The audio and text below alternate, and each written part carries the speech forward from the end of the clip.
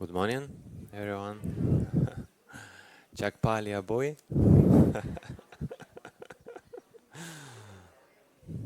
Okay. So I hope you eaten and you are well. Speaking about eating, I would like to maybe share or also invite to reflect on some things based on example. I'm sure this kind of examples all of you can experience. So, in Sunday, usually we don't have here normal Teams Dana, we have market.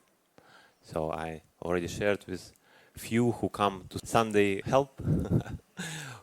Those people was kind of lucky.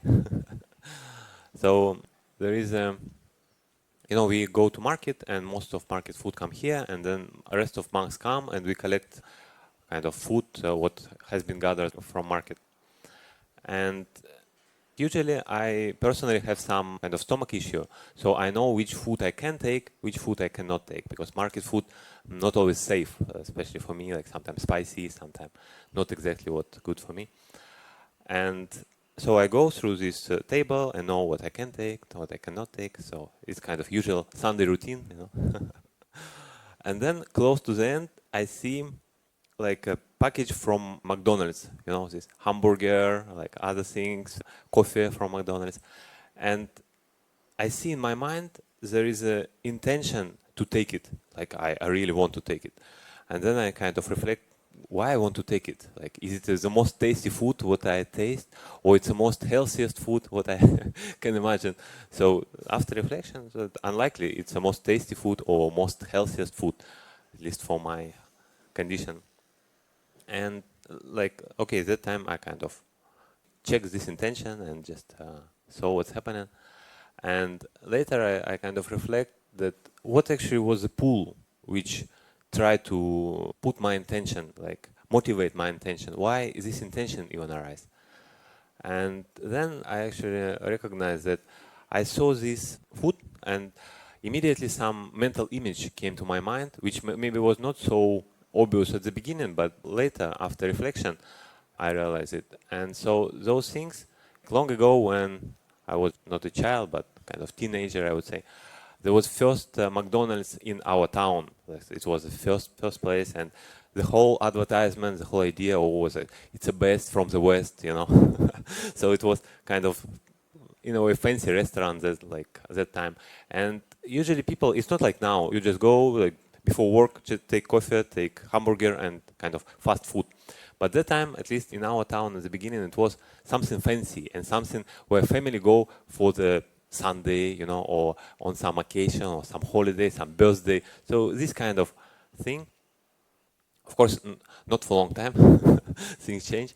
But in my mind, like when I see this food, immediately this kind of pleasant images arise. That okay, I went there with people who I love and like for some kind of good occasion and so on.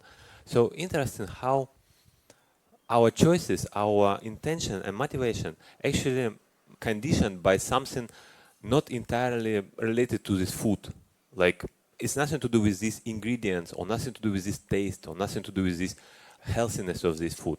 It's just some link from my past, how it's linked and what is remind. Actually, what I wanted to do, I wanted probably to go back and become again young, or maybe meet those people, like relatives who maybe sometime passed away already. Like actually, I didn't want to take this McDonald's food. I just want to go back, to the past. Of course, it's impossible. You only can take this McDonald's food and remember this. So, and these kind of things were interesting. That very often we really, whatever again, pull or push, now we may experience like I want something, I don't want something. It's very often motivated by something more subtle. Another example, this herbal tea called chamomile. Maybe this kind of. I don't think that it's grow here. It's I know Europe, Russia. They have this chamomile, like white leaves, and in the middle it's yellow. And this medicine is good for stomach, good for fever when you have. So it's kind of very good herbal medicine. But the taste is, I mean, not everyone likes this taste. So I met people that people just don't want to take this taste. But again, for me, like I also recently take it, and this medicine what my mother made me when I was a child. So of course I like this medicine because of that memory. So it's interesting how mind works, and it's interesting when you know what's happening. Because most of the time we're not actually aware what's happening. We just, okay, I like this, I take it. I don't like this, I don't take it. But why? We not even question. We not reflect on this. So that's actually the difference between the Pali word sanya and the Pali word sankara. So sanya is what I perceive, like I see, I perceive. I see Lenin passing. Yeah? I recognize him.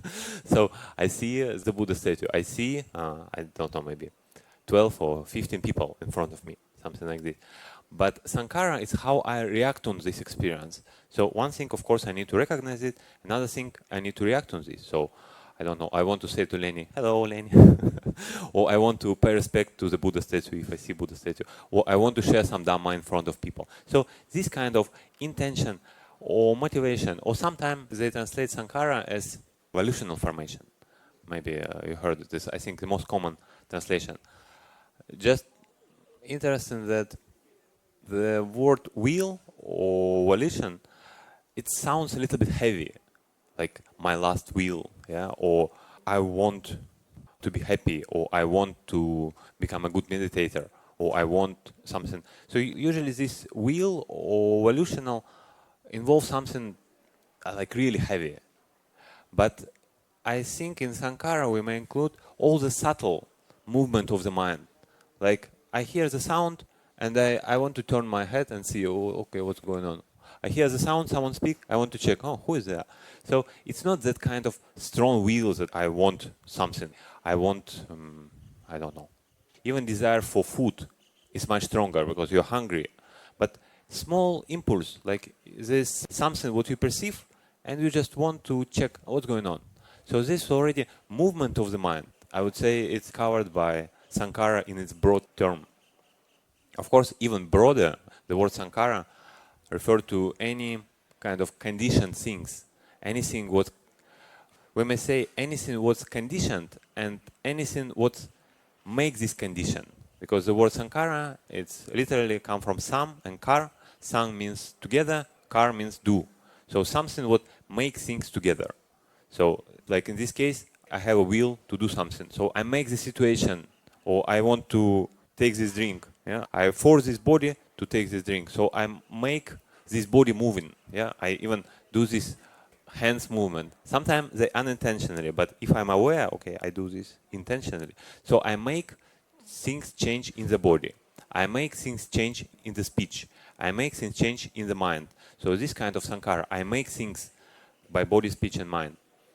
And also, as I mentioned, in more broad term, I make condition, and those conditions, what I have made, they also Sankara. Like in the sentences, they say, Sabbya Sankara Anicca, all Sankara impermanent. Here, it may refer to the intentions, of course, all intentions impermanent, but also in more broad term, because it says like, when the person understands these things, he become totally disenchanted and he kind of become liberated. So most likely, and in some other contexts, it's referring to all conditioned phenomena, like all things what has been conditioned. Mental conditioned, like also bodily conditioned, everything what conditioned. In a way, everything what we experience, it's conditioned. With this condition, it's interesting that we may call these things, this is a conditioned phenomena. Yeah, like for example, that intention, what I just described to you, I saw the food, and I have intention to take it, and this intention has been conditioned by past memory. But if I follow this intention, I condition next intention in a way. So next time, if I follow this one more, like 1 time, 3 times, 10 times, next time, it would be much more easy to follow again.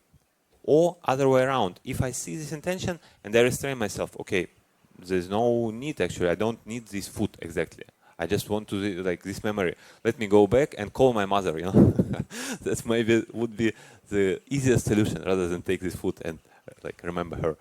So, And like in this case, I conditioned next time when I see this food, I would be not so easily pulled by this. But if I would call my mother, next time I will again call my mother. So again, here nothing right and wrong. I don't want to say that take McDonald's food is wrong. There's no, I mean, for someone it's good, for some like healthy person or something like this, or someone who in rush, you know, you just rush from one place to another, just buy and like kind of touch and go, eat and go, yeah. Or again, like with calling mother, there's nothing bad here. But also, we just need to see that just these things are conditioned. And in our experience, if we kind of be maybe honest with ourselves, what's conditioned motivate me to do this or that action? Like why you come here to give dana? Or why you come here to listen some dhamma? Why you just not, for example, if you give dana, why you not just go there, give some dana, and just go? Why you stay here? So all, even good motivation is good to check in our mind, okay, why I'm doing this? What's my motivation? Okay, maybe I get some joy by doing dana, or I maybe get some joy by listening some dhamma, or I appreciate dhamma, or just I like those friends who are around me, and I just appreciate this kind of noble friendship in a way. So any intention, just kind of see what actually motivates me.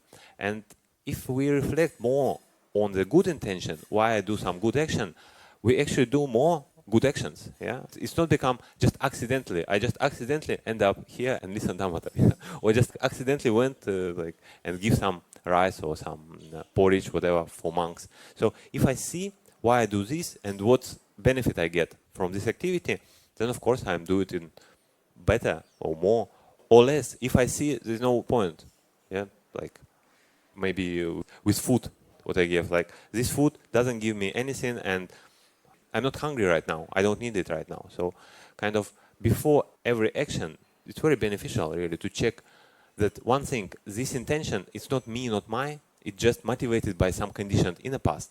Another thing, this condition actually may change. I may intentionally change this condition and I have a choice. Do I want to follow this intention or I can just restrain myself? Okay, kind of no need. So I wish all of you to really be mindful and clearly comprehend what's happening, what's motivation, what's intention, and try to maybe condition your life in that way how you would like to be. So, sadhu, sadhu.